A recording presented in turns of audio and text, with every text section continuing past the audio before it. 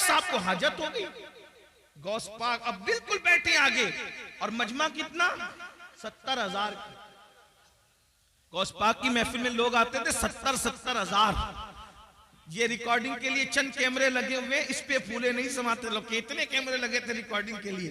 गौस पाक की उस दौर की 900 साल महफिल में, 900 साल पहले की महफिल में 400 उलमा कलम दवात लेकर बैठते थे और गौस पाक का खिताब रिकॉर्ड करते थे जी, उसको बेशक, लिखते थे बेशक। उस दौर में। सुभान अल्लाह।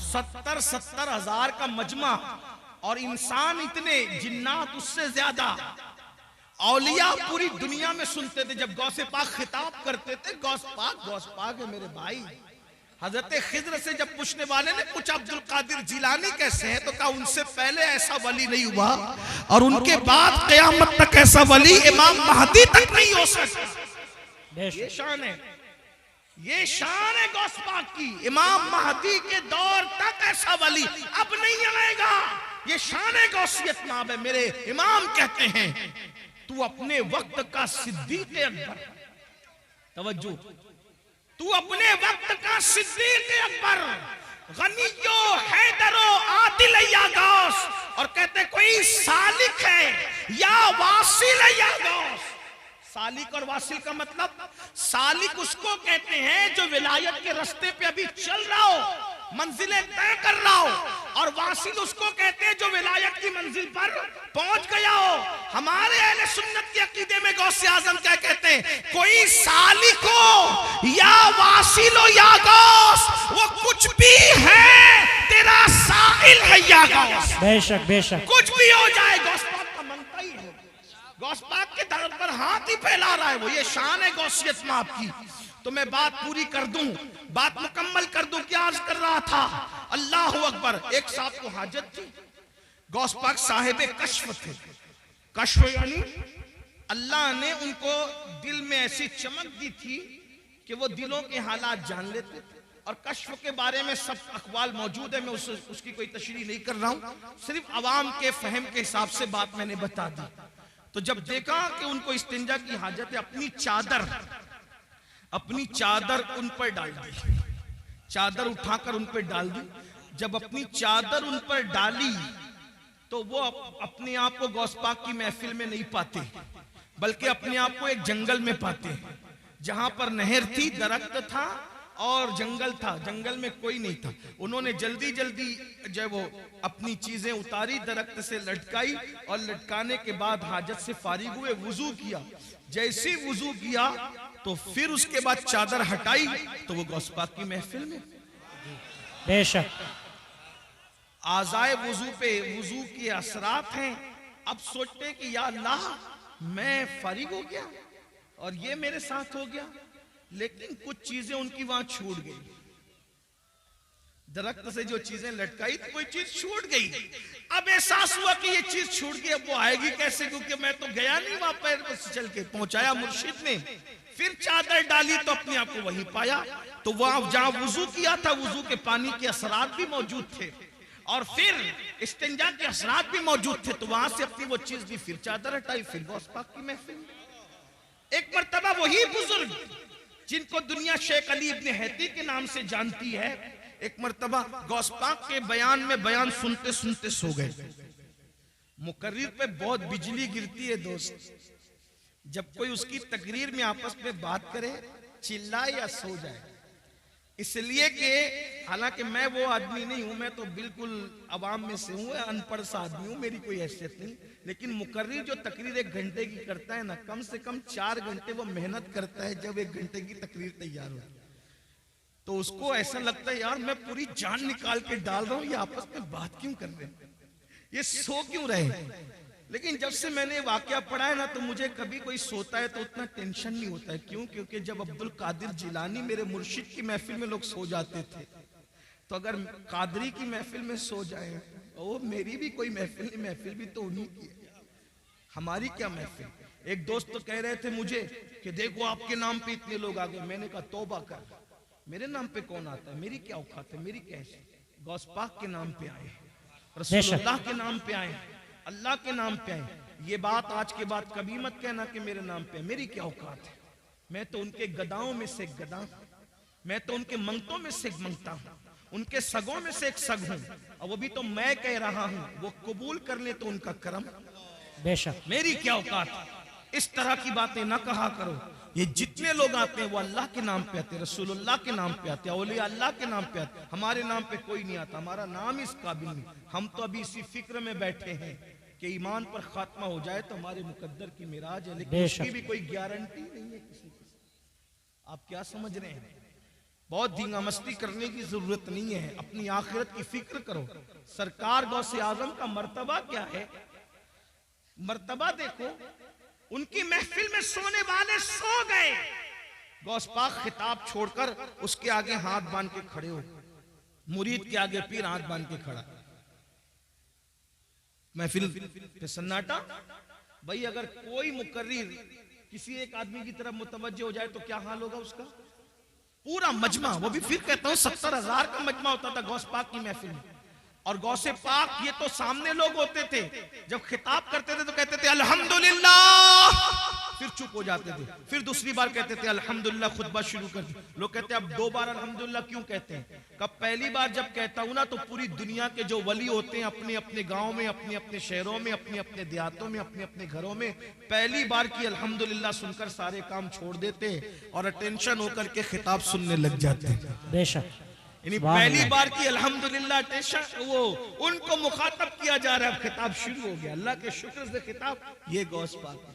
लोग कहते हैं मुझे इंटरनेट पर इतने 1000 लोग सुनते हैं। मैंने कहा इंटरनेट की खैरात है मेरे अजीज, जब इंटरनेट का नाम भी लोगों को पता नहीं था, जब भी मेरे गौस का खिताब पूरी दुनिया के वली अपने अपने शहरों में सुना करते थे।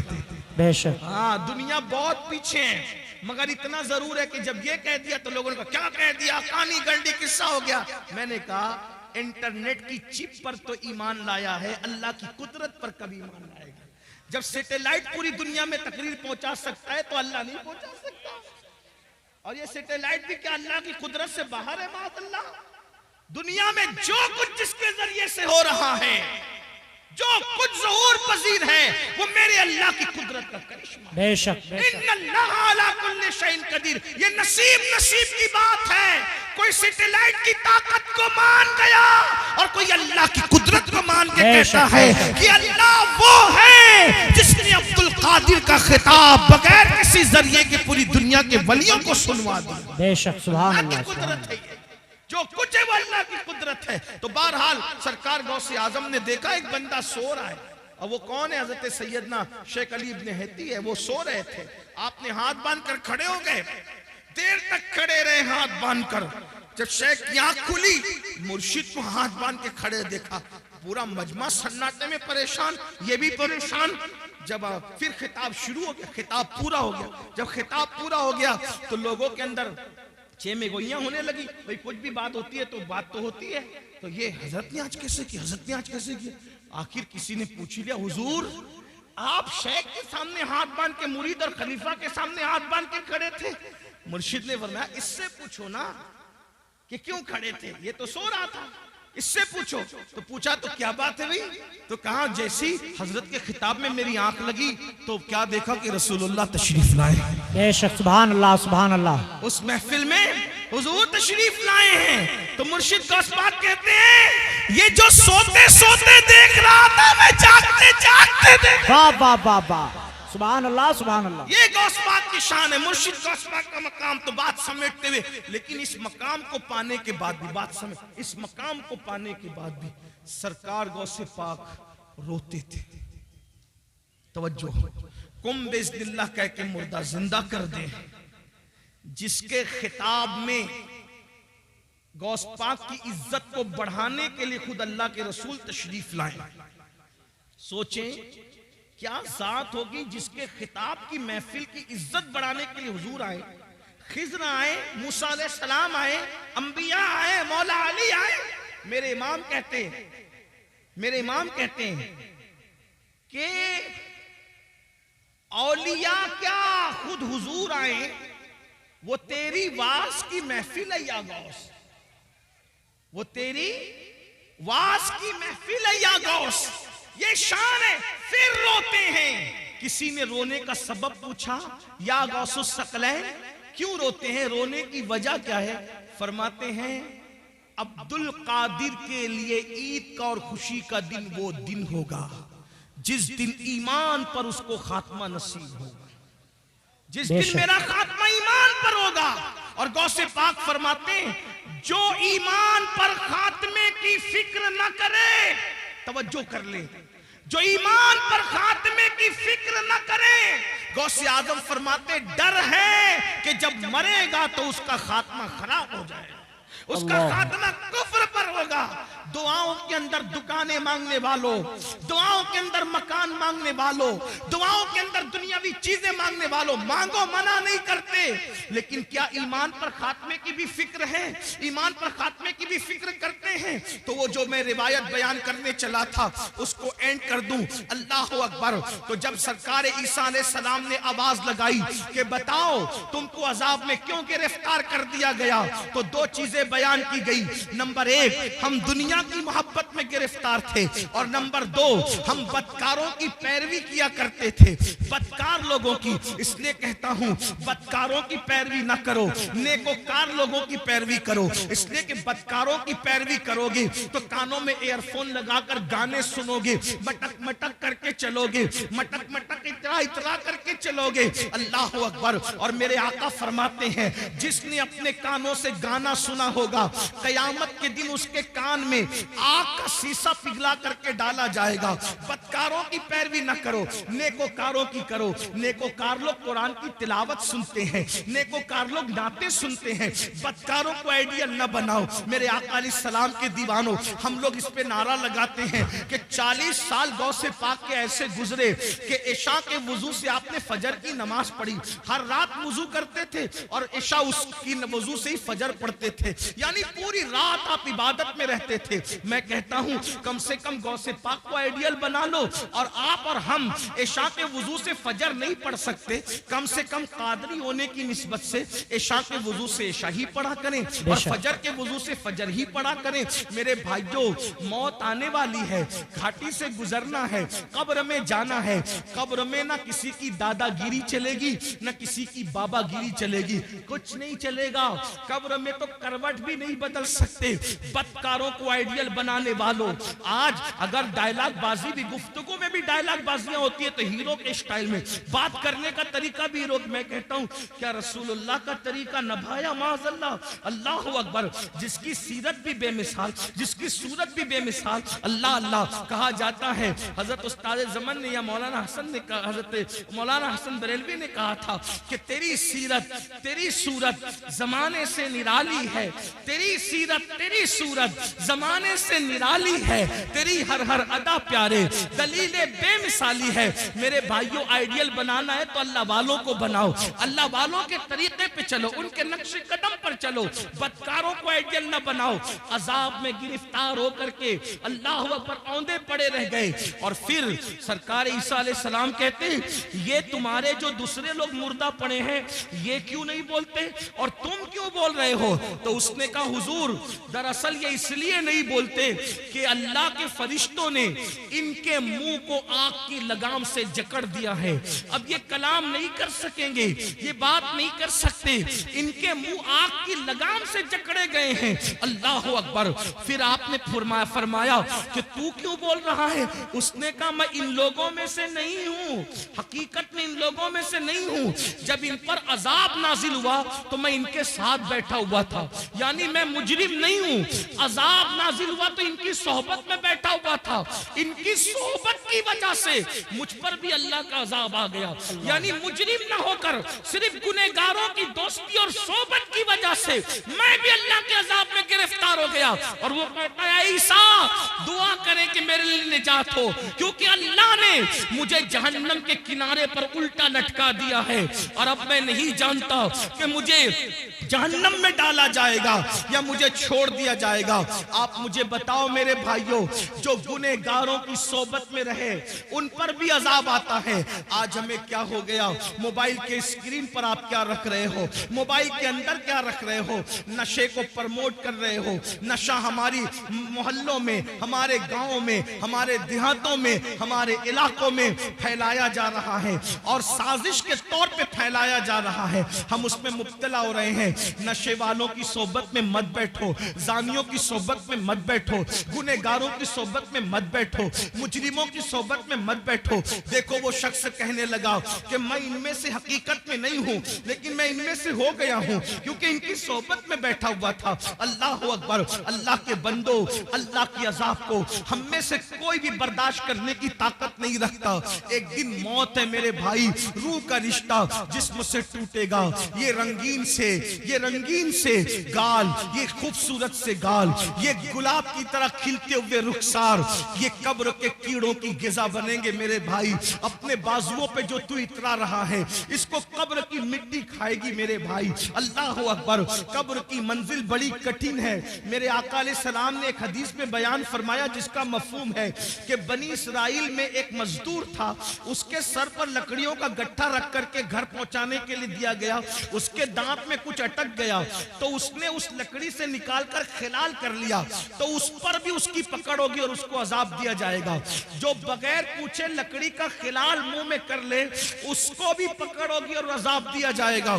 जो लोगों के पैसे हड़प करके भाग जा रहे हैं, हत्ता कि अल्लाह अकबर, लोगों को धोखा दे करके पैसे खा ले रहे हैं, हराम और हलाल में तमीज नहीं कर रहे हैं, सबको एक धुन सवारे, करोड़पति बने, शॉर्ट टाइम के अंदर तरक्की करने का चक्कर, शॉर्टकट में तरक्की करने का चक्कर, कोई सूद की तरफ जाकर, कोई हराम की तरफ जाकर। मेरे भाई, नमरूद का क्या हाल हुआ, फिरौन का क्या हाल हुआ, यजीद का क्या हाल हुआ, आप मुझे बताए ना।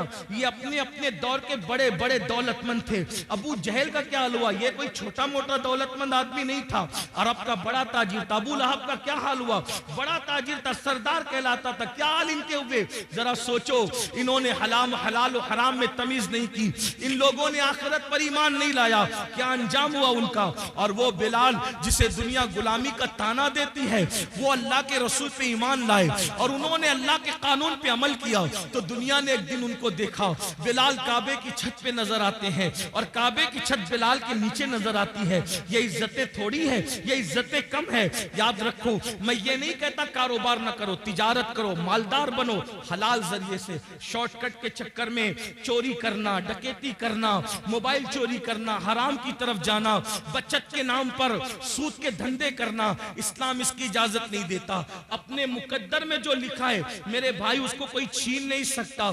जब माँ के पेट में मुकद्दर का लिखा हुआ पहुंचा, तो दुनिया में आने के बाद क्यों नहीं पहुंचेगा? बिल्कुल पहुंचेगा। अल्लाह पे यकीन रखो, अल्लाह पे ईमान रखो, मेहनत करो, काविश करो, कोशिश करो। और आपको बताऊं, अल्लाह के रसूल फरमाते हैं, जिस दुनिया के हलाल का हिसाब होना है और जिसके हराम पर अजाब होना है, वो दुनिया से क्या लोग जी। जिसके हलाल में हिसाब है और जिसके हराम में अजाब। हलाल भी है तो हिसाब देना पड़ेगा, और अगर अल्लाह रहम करे तो करे, वरना अल्लाह जिससे हिसाब ले, कौन अल्लाह को जवाब दे। मेरे भाई, अगर पीर की सही इज्जत करते हो ना दिल से, तो पीर को जवाब देने में शर्म आती। पीर से बात करने में हाथ कांपते, मोबाइल पे हाथ कांपते हैं। हमने अपने मुर्शिद इजाजत को जब भी फोन किया, हाथ कांपे। कैसे बात करें, क्या बात करें, बेअदबी ना हो जाए। अगर मुर्शिद से सही मोहब्बत हो तो उसको जवाब देने में जबान कांपती है, अल्लाह को क्या जवाब दें। वो अल्लाह जो कहता है, वह तुकल्लिमुना ऐदीहिम व तशहदु अर्जुलुहुम बिमा कानू यक्सिबून, मुंह पे मुहर लगाएगा, आजा कलाम करेगा। अल्लाह कहां हो, मरना है ये दुनिया में हमेशा। कौन रहा जो हम रहेंगे। आखिरत की तैयारी करो। अल्लाह की बारगाह में हिसाब नहीं दे सकते, दुआ करो बेहिसाब बख्शे जाए। गौसे पाक जिनका जिक्र आपने सुना, काबे का गिलाफ पकड़ के कहते, अल्लाह अगर अब्दुल कादिर के अमाल तेरी बारगाह में कबूलियत के लायक नहीं है, तो कयामत में अब्दुल कादिर को अंधा उठाना। ये वो लोगों की खशियत। गौसे आजम दाढ़ी पकड़कर रातों को रोते अल्लाह के खौफ से। आप देखें, गौस पाक ने अपना कोई घर नहीं बना, बहुत मालदार थे गौसे पाक। रोजाना नया लिबास पहनते थे और इतना कीमती पहनते थे कि उतना बादशाह वक्त को भी मैसर नहीं आता था, इतना कीमती पहनते। रातों को रोते दाढ़ी पकड़ के, अल्लाह मैं तेरी बारगाह के अंदर जब वो क्या जवाब दूंगा, जब तुम मुझसे सवाल पूछेगा, हिसाब लेकर क्या जवाब। और ये नया नफ्स के लिए नहीं पहनते थे, बहाना था, आज मैं पहनूंगा कल किसी गरीब को पहना दूंगा, इस नीयत से नया पहनते थे। जी बेशक। ये फिक्र थी। फरमाते हैं कि नेकियों के दफ्तर को मैंने उलट पलट कर देखा, खाना खिलाने से बड़ी कोई नेकी मुझे नजर न आई। सरकार गौसे आजम फरमाते हैं, मेरा दिल चाहता है कि मैं अल्लाह की मखलूक को खिलाता रहूं। खिलाने में बड़ी दिलचस्पी थी। खुदा ने उनकी ये तमन्ना यूं पूरी की कि 11वीं के नाम पे आज भी दुनिया खाती नजर आ रही है। सुभान अल्लाह, सुभान अल्लाह।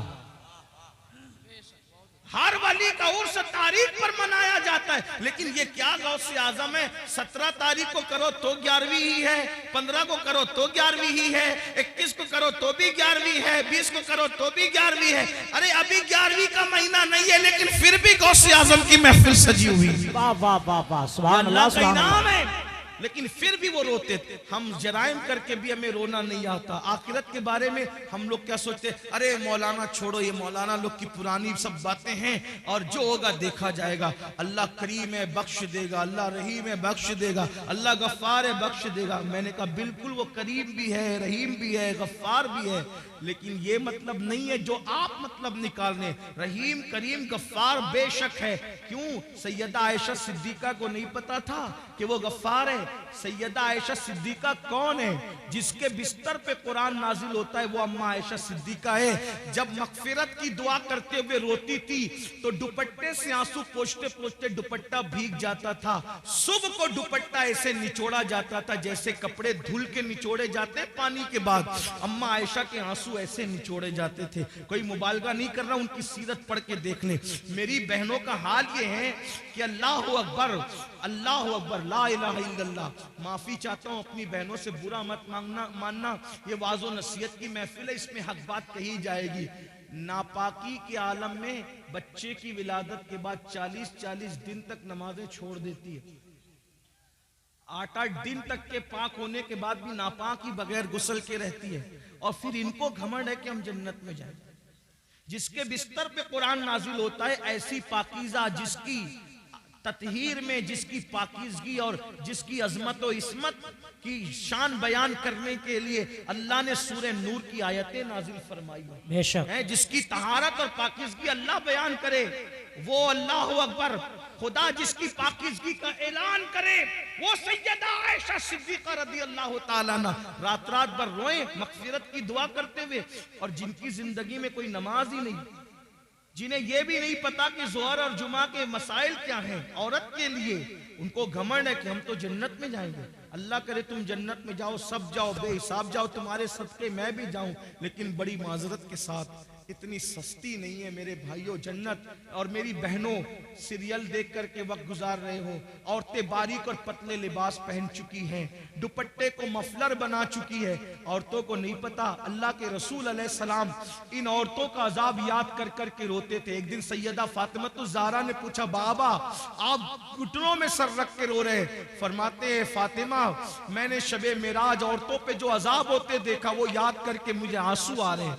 मैं रो रहा हूं कि औरतों को हाल ये था कि उनको उनके बालों से जहन्नम के अंदर औंधा लटकाया गया।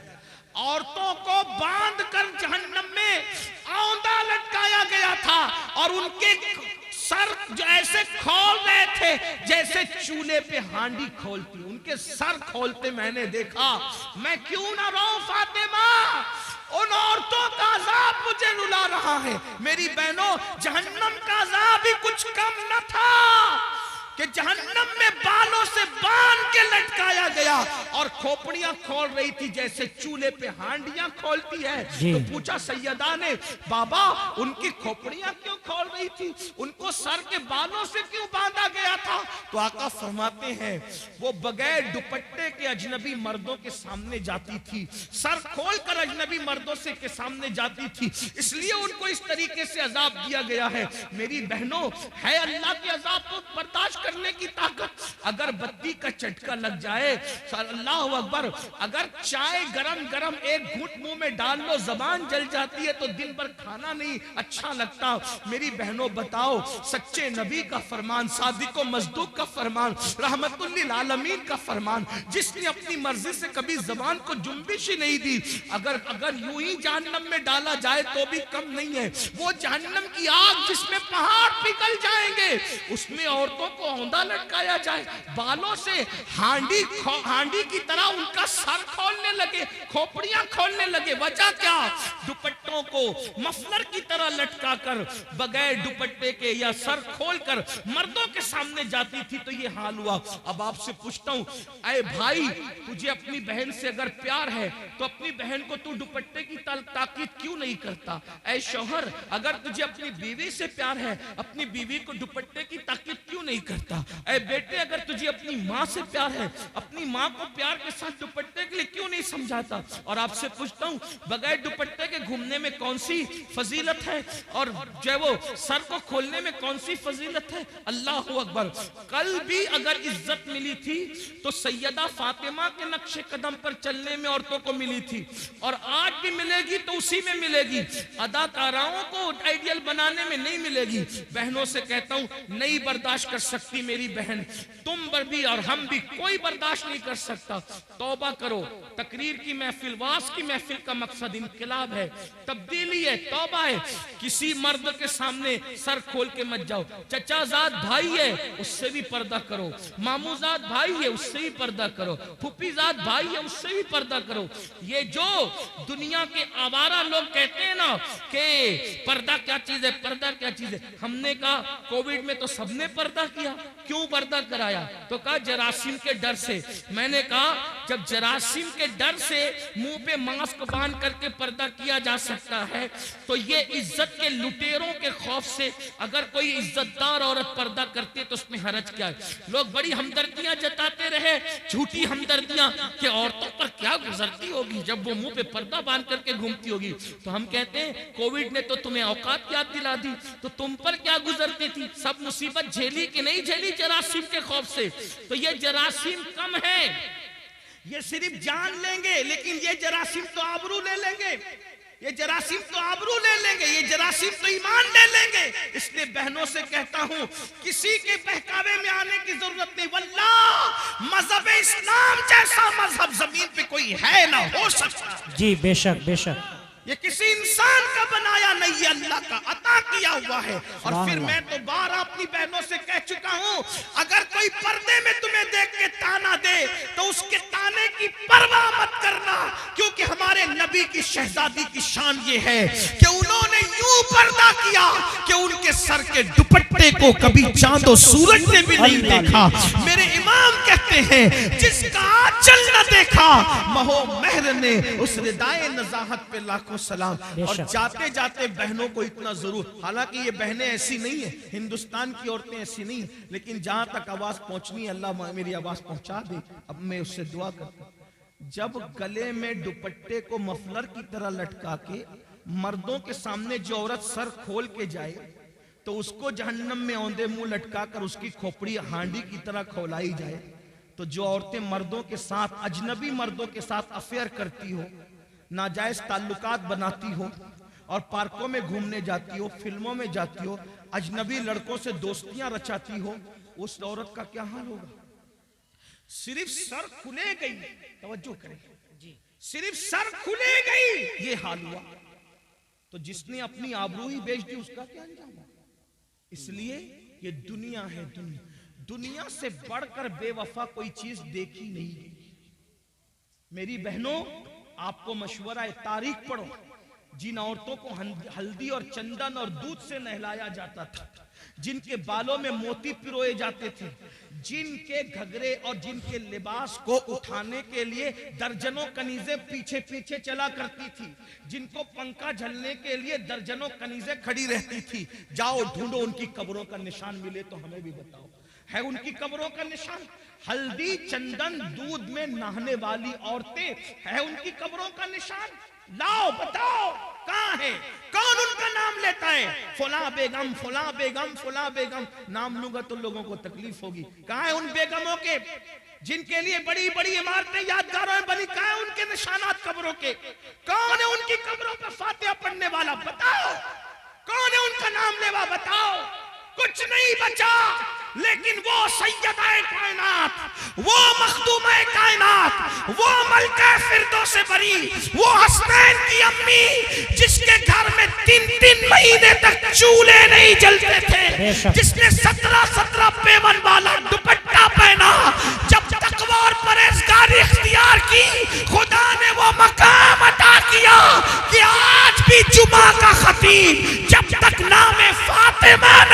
बेटा उस वक्त तक खुतबा मुकम्मल नहीं। बेशक सुभान अल्लाह सुभान अल्लाह। सैयदा फातिमा तो फिर भी बिन्ते रसूल है, हुजूर की शहजादी है। राबिया असली क्या है? उनके बाप का नाम लोग नहीं जानते, उनकी अम्मी का नाम लोग नहीं जानते, उनका नसब नहीं जानते, लेकिन जब राबिया का नाम आता है तो इज्जत से सर झुक जाता है। क्यों? इसलिए कि उस खातून ने परहेजगारी तकवा इख्तियार किया।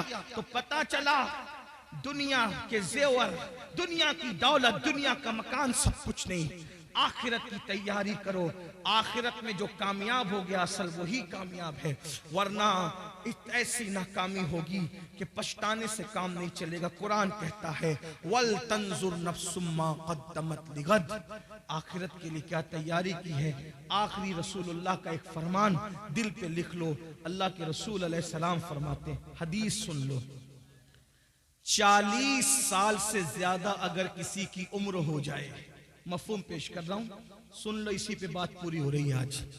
40 साल से ज्यादा किसी की उम्र पूरी हो जाए, न उसके पास तौबा है और उसके गुनाह उसकी नेकियों पर गालिब है, यानी नेकियां कम करता है, गुनाह ज्यादा करता है और तौबा भी नहीं करता। आका फरमाते हैं वो अपने आप को जहन्नम के लिए तैयार कर ले।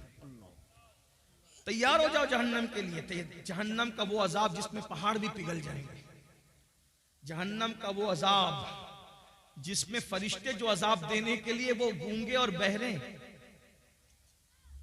वो मारेंगे तो आवाज भी आपकी चीख पुकार की लोगों की सुनाई नहीं देगी। ऐसा अजाब होगा, न किसी कान ने सुना, न किसी आंख ने देखा। उसकी हकीकत को मुकम्मल तौर पे बयान नहीं किया जा सकता। आका इरशाद फरमाते सल्लल्लाहु अलैहि वसल्लम कि अल्लाह के अजाब को जो मैं जानता हूं, अगर वो तुम भी जानने लगो तो तुम ऐसे पिघलने लगोगे जैसे नमक पानी में पिघल जाता है, ऐसे पिघलने लगोगे। अजाब की हकीकत अगर तुम पे वाज़ेह हो जाए, फरमाया तुम गोश्त खाना छोड़ दो, अच्छा लिबास पहनना छोड़ दो, मुस्कुराना छोड़ दो, हंसना छोड़ दो, और तुम्हारा हाल ये हो जाए कि जंगल में पागलों की तरह फिरते रहो, किसी से बातचीत न करो। ये है अजाब इलाही पर पर्दा डाल करके जो है वो उसकी हकीकत की तरफ इशारा भी कर दिया गया और हमें वाज़े तौर पर ये बता दिया गया कि खुदा का अजाब बर्दाश्त करने की ताकत नहीं है। अंबिया रोते रहे, औलिया रोते रहे, सहाबा रोते रहे। सैयदना सिद्दीक अकबर जिनका ये महीना चल रहा है, 22 तारीख को उनके विसाल का दिन है, जमादिल आखिर की 22 तारीख। सिद्दीक अकबर कहते थे परिंदा कितना खुशनसीब है। लोग कहते थे परिंदा खुशनसीब है, आप कह रहे हैं आप कितने खुशनसीब है। फरमाया अफसोस ये परिंदा मर के मिट्टी बन जाएगा, मगर अबू बकर को अल्लाह की बारगाह में जवाब देना होगा, रब की बारगाह में हिसाब देना होगा। अफसोस अबू बकर कहां से लाएगा जवाब देने की ताकत, अल्लाह की बारगाह में मुंह खोलने की ताकत कहां से लाएगा। फारूक आजम कहते थे काश मैं परिंदा होता और कोई ज़बा करके खा लेता और मेरा किस्सा तमाम हो जाता, भूला बिसरा हो जाता, तो अल्लाह की बारगाह में जवाब देने से बच जाता। हजरत उस्मान गनी कहा करते थे काश मैदान महशर में जवाब न देना पड़ता। मौलाए कायनात रात के आखिरी हिस्से में कौन लोग हैं मेरे भाइयों जिनके नाम से मुसीबतें टलती है। मौला अली रात के आखिरी हिस्से में अल्लाह के खौफ से ऐसे तड़पते थे जैसे किसी को सांप डस ले, वो कैसे तड़पता है वैसे मौला अली तड़प तड़प के रोते थे अल्लाह के खौफ से। हमें क्या हो गया है, न नेकी है, न नेक अमाल है, न नमाज की तौफीक है, सब अपनी मर्जी से अपनी तबीयत से जिंदगी गुजारने, आखिरत भूल बैठे। आखिरत को मत भूलो, जल्द कब्र में जाना है, जल्द मैदान महशर में जाना है। अल्लाह को राजी कर लिया तो दुनिया से बहुत बेहतर है आखिरत। वल आखिरतु खैरुन व अबका, आखिरत बेहतर भी है, बाकी रहने वाली भी है। आखिरत की तैयारी करो, आखिरत की फिक्र करो, नमाज की पाबंदी करो, नमाज शुरू करो। ये मत कहो कि नमाज को टाइम नहीं मिलता, 10 मिनट का टाइम लगता है एक वक्त की नमाज के लिए। नमाज जारी कर दो, नमाज शुरू कर दो। आज से पहले जितने गुनाह किए हर गुनाह से तौबा करो। अल्लाह पाक मुझे आप सबको तौफीक अता फरमाए। गुफ्तगू के दरमियान कोई गलती हो तो अल्लाह माफ फरमाए। अस्तगफिरुल्लाह रब्बी मिन कुल्लि ज़म्बिन व अतूबु इलैहि व मा अलैना इल्लल बलाग। अस्सलामु अलैकुम व रहमतुल्लाहि व बरकातुहू।